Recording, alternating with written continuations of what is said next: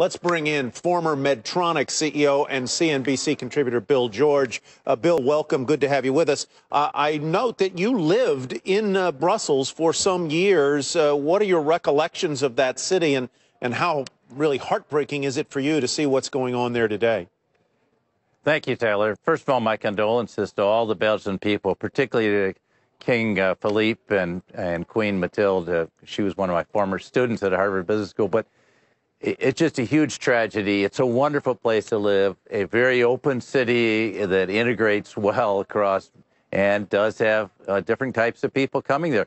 I recall I was very concerned back in the early 80s when there was a war going on between the Israelis and the Palestinians that spread over into Lebanon, and we checked our security. We did everything we could, and 6 months after I left in the mid-1983, there was actually bombing at the Honeywell headquarters across the street from NATO headquarters and down from the Belgium airport. So sometimes, as much as you can do, you're vulnerable to these kind of attacks. And this one, Tyler, could have happened anywhere. It could have been in an airport. It could have been as a very open city, and there are, of course, those people. We just heard from one from Britain who feel that too many cities are just too open in Europe. Why don't you speak to me about that and the broader question of the sustainability of the European Union? I think you might be persuaded to say that, use the Lincoln quote, that either we all hang together or surely we will hang separately.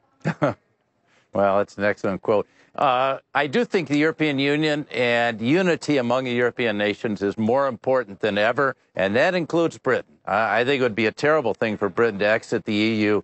As the famous English cleric wrote, no man is an island. We're all part of the main. And I think this is a time when security forces need to work together, border forces, and maybe we do need to tighten up on border security within Europe, certainly on all the borders of Europe. But Europe's a very, very large place now, all of Eastern Europe going all the way to Greece.